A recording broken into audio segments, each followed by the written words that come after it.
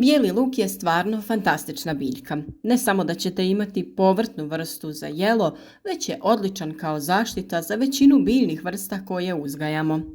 Prirodni je biostimulator koji povećava imunitet biljaka i prinose.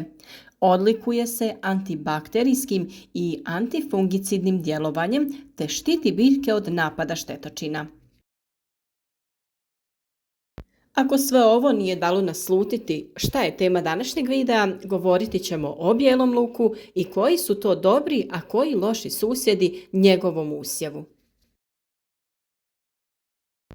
Trudimo se stvarno da budemo u korak sa radovima u vrtu i sve teme na vrijeme obraditi i vama donijeti neophodne informacije prije nego dođe vrijeme određenih radova. Iako je već počelo vrijeme sadnje bijelog luka, a neki su tu sadnju već odradili, još uvijek možemo isplanirati raspored ostalih biljaka u vrtu. Kulture koje ćemo posaditi pored i kombinirati čak i u istoj gredici sa bijelim lukom.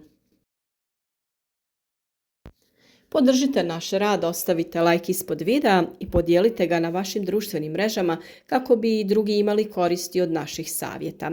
A kako bi vi bili u korak sa svim neophodnim radovima, zapratite naš kanal i družite se s nama svaki dan te odradite sve poslove na vrijeme. Mnogo je kombinacija i korisnih biljaka sa bijelim lukom, ali i sam bijeli luk je koristan drugim povrtnicama. Naime, njegov jak miris odbija većinu štetočina, ali se može koristiti i kao sredstvo za privlačenje oprašivača. Izuzetno je efikasan u baštama, voćnjacima, ali i na većim površinama kada se ispuštuju određeni zahtjevi. U nastavku ćemo govoriti kako se koje povrće slaže sa bijelim lukom i kako reaguje.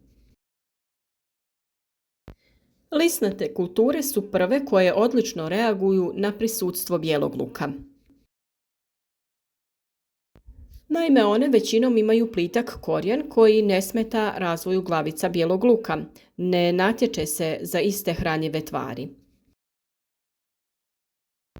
Dobro je odabrati sorte zelene salate koje formiraju manje glavice ili ih uopšte ne formiraju, jer tako neće zauzimati prostor oko bijelog luka i blokirati mu svjetlost, te samim tim sabotirati njegov razvoj. Rukola i špinat će odlično rasti pored bijelog luka. Špinat će spriječiti rast korova tokom zime. Sljedeće su kupusnjače koje imaju korist od bijelog luka. Naime, on im poboljšava okus, posebno brokuli, ali štiti ih od velikog broja štetočina. U ovoj kombinaciji biljke su otpornije i manje dolazi do pojave oboljenja. Međutim, ukoliko ne držite pravi razmak, glavice luka bi mogle biti sitnije. Već smo često govorili o tome kako su i crveni i bijeli luk idealni susjedi sa mrkvom. Od davnina se luk sadi zajedno sa mrkvom ili kao predusjev mrkve. Naime, on čisti zemljište od većine štetočina korijena.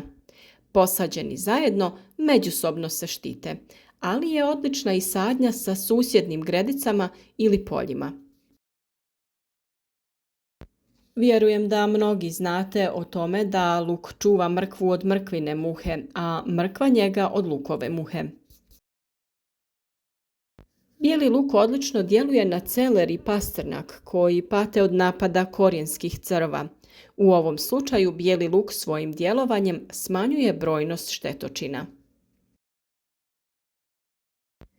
Bijeli luk se odlično pokazao i kada su u pitanju krompir i paradajz.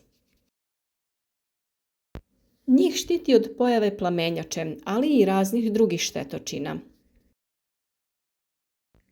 Paradajz će manje da napadaju lisne uši, bijele mušice i grinje, a plodovi će biti ukusniji ukoliko prvi susjed bude bijeli luk. A u ovoj kombinaciji glavice luka će biti krupnije. Kao susjed kod paradajza, najbolji efekat se postiže kada se uzgajaju na udaljenosti od pola metra, na susjednim gredicama ili u naizmjeničnim poljima. Najveći štetnik koji svima zadaje glavobolje kod uzgoja krompira jeste krompirova zlatica. Kod krompira bijeli luk će svojim mirisom djelovati upravo protiv krompirove zlatice. Može da smanji napad, ali i njihovu brojnost. Isti efekat će imati i kada je u pitanju patliđan. Još jedna zanimljiva kombinacija jeste bijeli luk i cikla. Cikla neće oduzimati hranjiva bijelom luku, a on će nju štititi od gljivičnih infekcija, odbijati će muhu i puževe.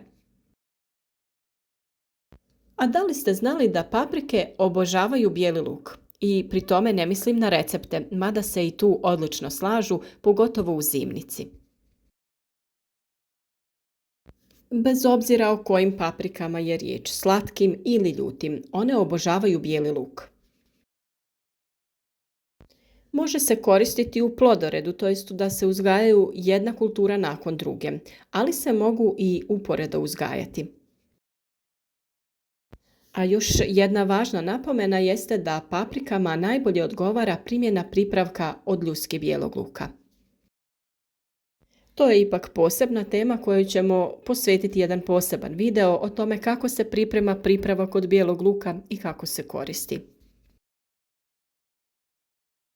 Što se tiče krastavaca, oni su specifični i njihova reakcija zavisi od sorte ili hibrida, ali u većini slučajeva učinak je ipak pozitivan.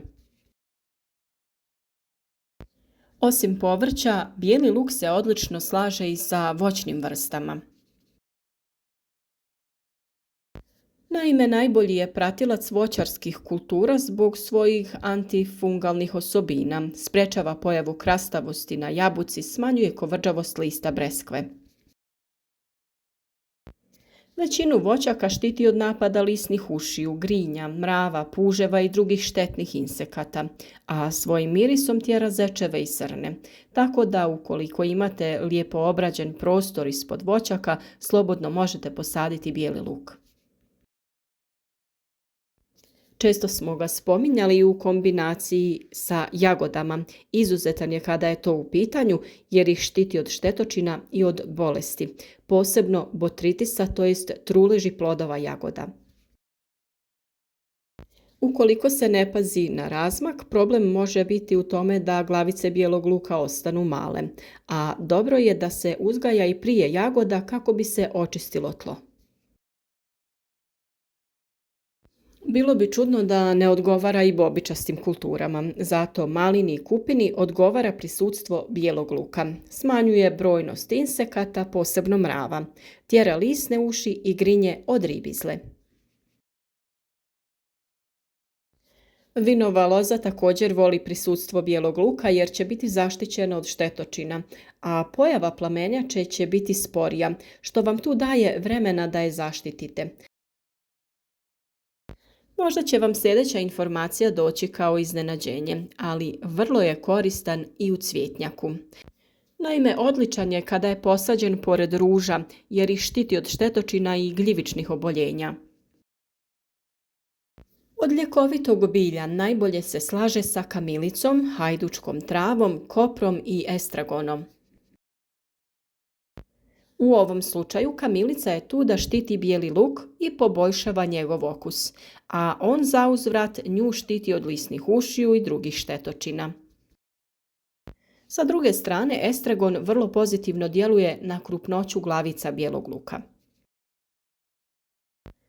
U prošloj sezoni ste mogli primijetiti da često uzgajamo različito cvijeće razbacano po cijelom vrtu. Prva uloga je to što privlači dosta oprašivača, a svo to cvijeće ima posebnu ulogu kod zaštite povrtnica. Tu u priču dolazi kombinacija nevena i bijelog luka. Posađen zajedno sa nevenom, bijeli luk daje neku svojevrsnu baštensku ogradu, koja predstavlja prirodnu barijeru za većinu štetočina i tako sprečava njihovo naseljavanje u unutrašnjost bašte. Neven također bijeli luk štiti od lukove muhe. Iako mnogim biljkama bijeli luk odgovara u pratećoj sadnji, ima tu i onih kojima on baš i ne odgovara. Na primjer, sve mahunarke poput graška, graha ne reaguju dobro na blizinu bijelog luka. Ukoliko ste u mogućnosti, njih posadite na suprotnu stranu vrta. Crveni luk i luk kozjak se obično sade pored bijelog luka. Pošto su srodnici, napadaju ih iste štetočine i obolijevaju od istih oboljenja. Iz tog razloga ne preporučuje se sadnja na susjednim gredicama. Također potrebno je poštovati plodored i ne saditi pripadnike porodice luka iz godine u godinu na istoj parceli ili gredici. Nadamo se da su vam ove informacije bile korisne kako bi isplanirali raspored biljaka u vrtu, te na taj način jedne druge da zaštite od bolesti i štetnika.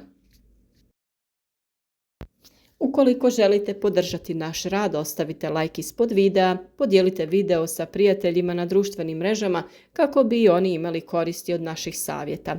Na našem kanalu potražite sve potrebne korake koje je potrebno obaviti sada u ovom periodu kada počinjemo sa sadnjom, presadnicama i svim što vas zanima vezano za uzgoj biljaka u bašti. Nadamo se da će vam naši savjeti biti korisni i da ćemo svi skupa imati jednu uspješnu sezonu uzgoja.